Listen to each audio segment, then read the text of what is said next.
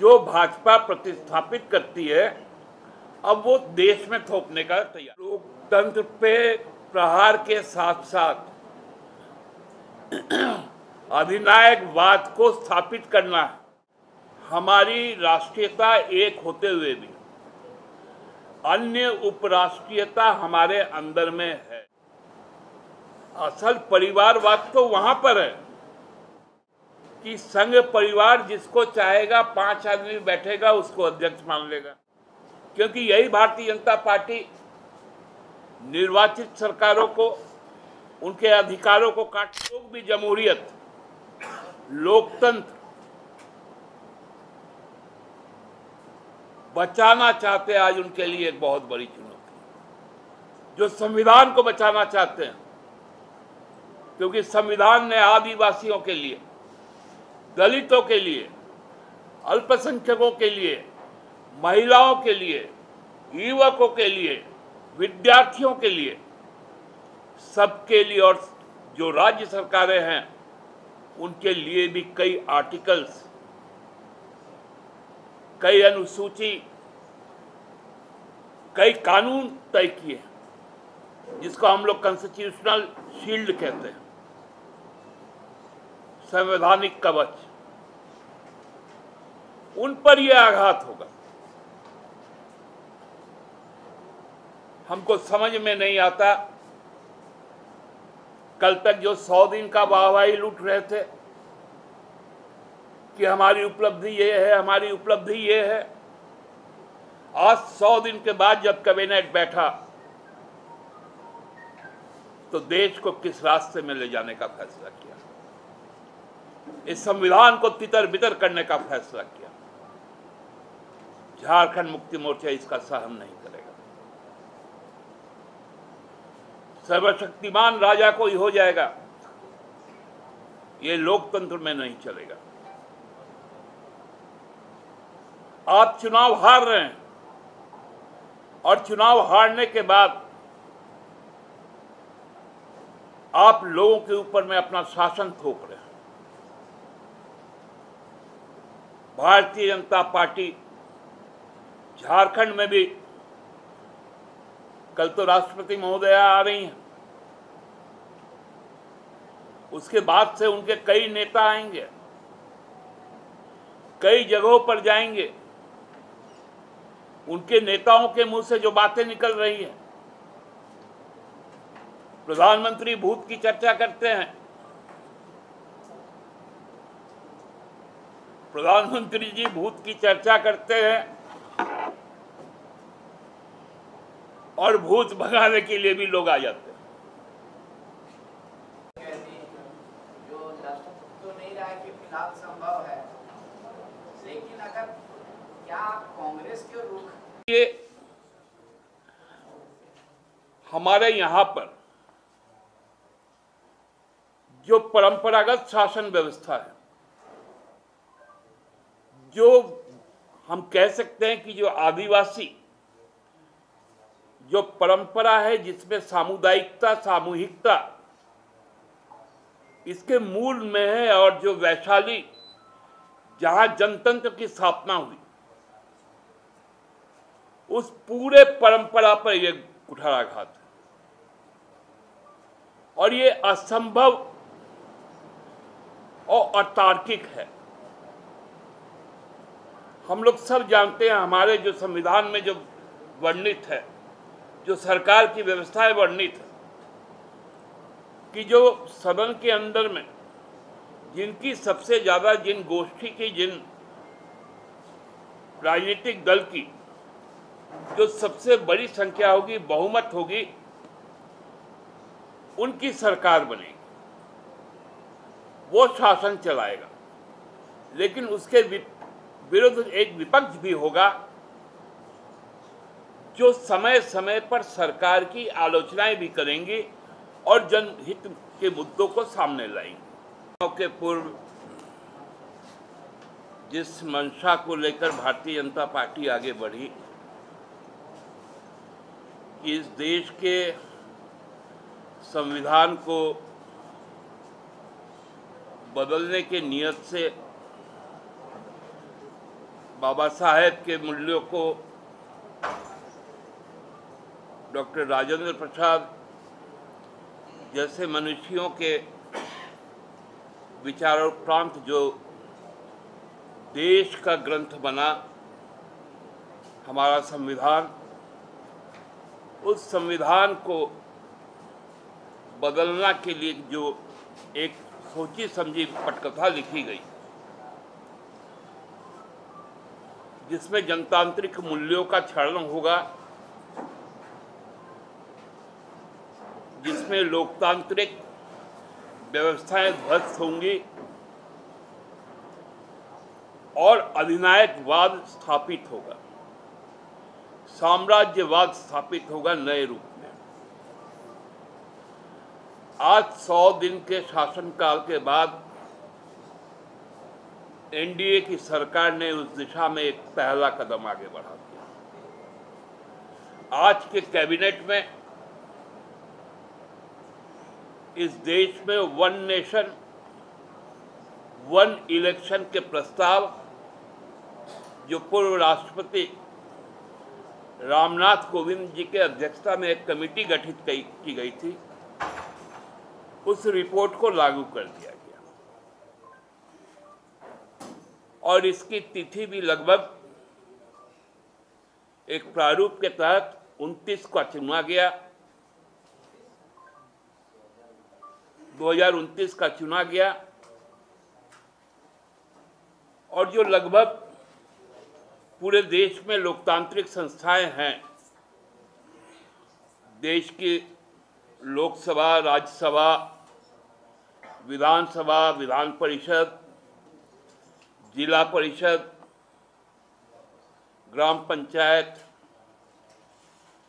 और उसके साथ साथ जो नगर निगम, नगर पालिका, नगर पंचायत, नगर परिषद, लगभग 25 लाख जनप्रतिनिधियों को चुनकर 150 करोड़ के इस पूरे देश में लोगों का प्रतिनिधित्व ये 25 लाख जनप्रतिनिधि करते हैं, उनके अधिकारों पर सीधा सीधी वार किया गया। वो 66-67% का होता है लोकसभा में, लेकिन राज्य विधानसभाओं में यह प्रतिशत बढ़ के 90 तक चल जाता है, क्योंकि राज्य की आकांक्षाएं अलग होती है, मुद्दे अलग होते हैं, सोच अलग होती है और केंद्र सरकार के मुद्दे अलग होते हैं। दोनों को एक साथ नहीं मिलाया जा सकता। जिस भाषा के पास अपनी लिपि है, उस भाषा को दूसरा लिपि में लिखने की जरूरत नहीं।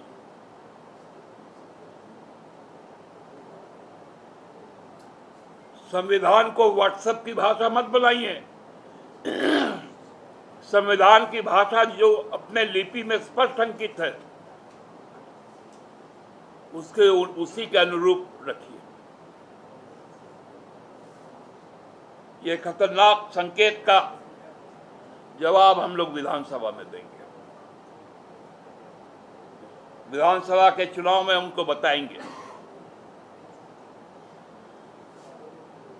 जिस आग को लेकर भारतीय जनता पार्टी चल रही है,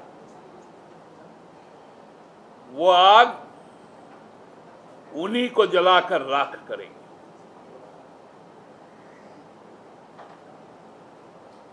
होगा। अभी गृह मंत्री जी भी आने वाले हैं।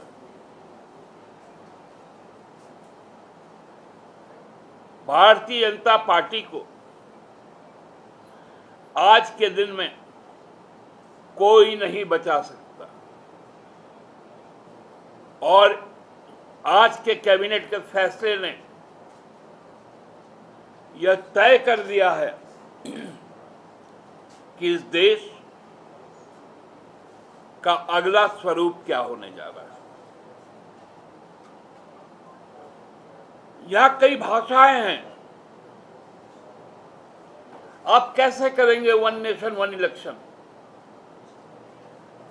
जब हर स्टेट का अपना अपना पर्व होता है, हर धर्म का अपना अपना पर्व होता है। हम लोग बांग्ला में एक कहावत है, 12 मास 13 पावन, मतलब 12 महीना में 13 उत्सव होता है। जब यहाँ का मकर संक्रांति है, हमारा जो सोहराय है, संताल परगना का सोहराय और कोहलान का सोहराय, इनके बीच में अंतर। कौन सा ऐसा प्रदेश है जहां पर हर माह कोई ना कोई फेस्टिवल चलता हो, परीक्षाएं चलती हो,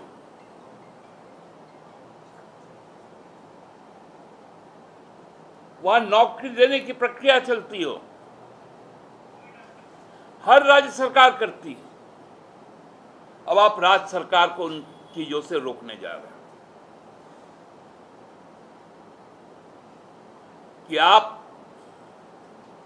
न इस देश में त्योहार मना पाएंगे, न बच्चों को आप परीक्षाएं लेने देंगे,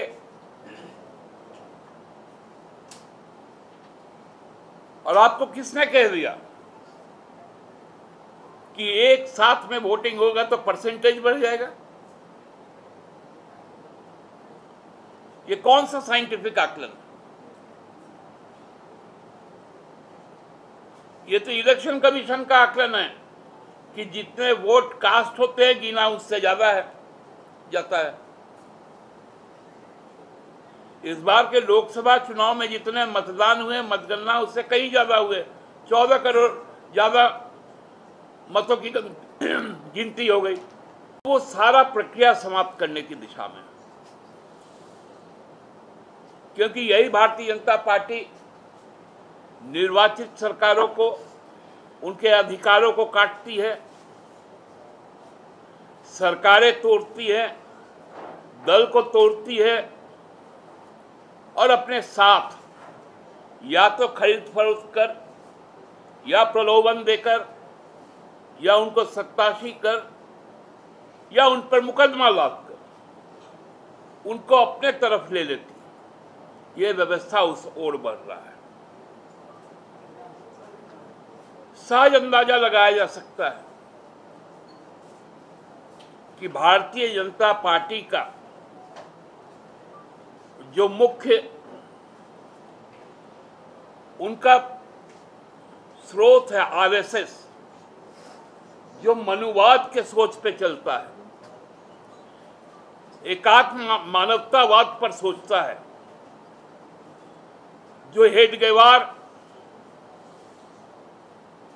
को मानने वाले लोग, वो गांधी के देश को अब बर्बाद करने पे तुले हैं। यह अधिकार सीमित किए जाएंगे। ये वन नेशन वन इलेक्शन, ये कहां की सोच है? क्या इससे सरकारें स्थिर रह पाएंगी? जहां 2028 में जिन विधानसभाओं का कार्यकाल समाप्त हो रहा है, 27 में कार्यकाल समाप्त हो रहा है, क्या वहां पर केंद्र सरकार का शासन रहेगा 2 साल तक, और वो अपने अनुरूप चुनाव की तैयारी करेगी? ये बहुत खतरनाक है। अधिकारों को मारने के लिए, मतदान के अधिकार को मारने के लिए तरह तरह से चीजें लाई जा रही हैं। अब वन नेशन वन इलेक्शन, अब होगा वन नेशन टू सिटीजन। एक देश दोहरी नागरिकता, यह उनका दूसरा स्टेप है कि खास धर्म और विचार के लोग वोट करेंगे और खास धर्म और विचार जो उनको नहीं मानते हैं उनको वोट का अधिकार नहीं होगा। ये वन नेशन वन इलेक्शन के बाद का है, वन नेशन टू सिटीजन। उनका ये जो इशारा है, इस इशारे को हम लोग समझते हैं और इस इशारे के खिलाफ देशव्यापी जो आंदोलन होगा, झारखंड मुक्ति मोर्चा उसके साथ रहेगा। स्वतंत्र पार्टी है, अपना निर्णय खुद लेगी। आपके सहयोगी हैं? हम उनके सहयोगी हैं, संसद में हम उनके सहयोगी हैं, राज्य विधानसभा में वो हमारे सहयोगी हैं। हमको इतना विश्वास है, क्योंकि कांग्रेस लोकतांत्रिक पार्टी है, कांग्रेस में संगठनात्मक चुनाव होते हैं, वहाँ के अध्यक्ष का भी चुनाव होता है। क्या भारतीय जनता पार्टी का संगठन लोकतांत्रिक है? जो लोकतंत्र की बात करता है? असल परिवारवाद तो वहां पर है कि संघ परिवार जिसको चाहेगा 5 आदमी बैठेगा उसको अध्यक्ष मान लेगा।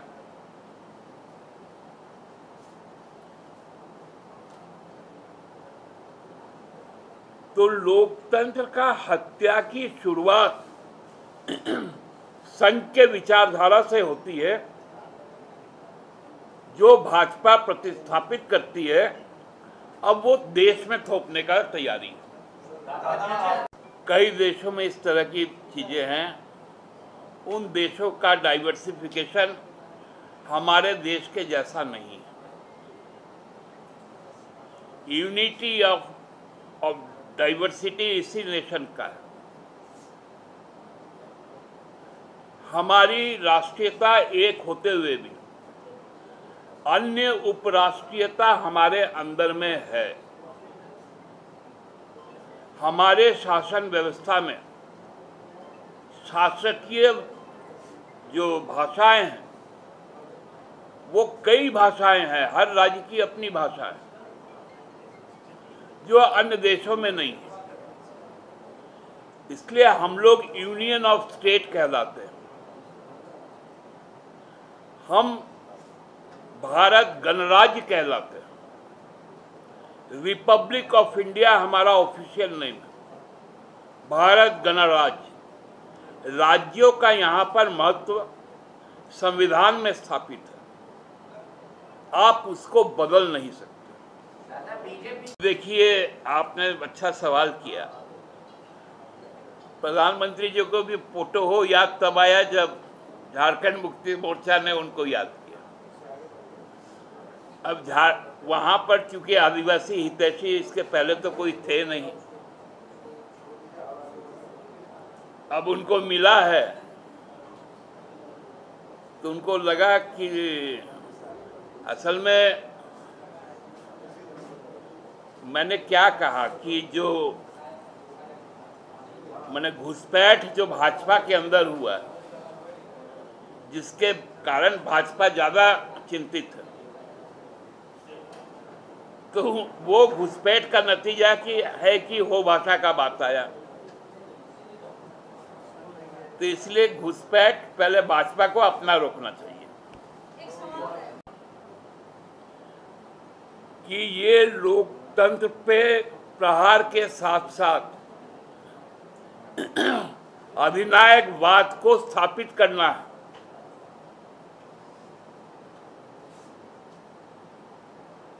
अधिनायकवाद में यही होता है कि हमारा कोई शत्रु ना हो राजनीतिक तौर पर। तो चूंकि क्षेत्रीय पार्टियों का गठन क्षेत्रीय आकांक्षाओं से होती है।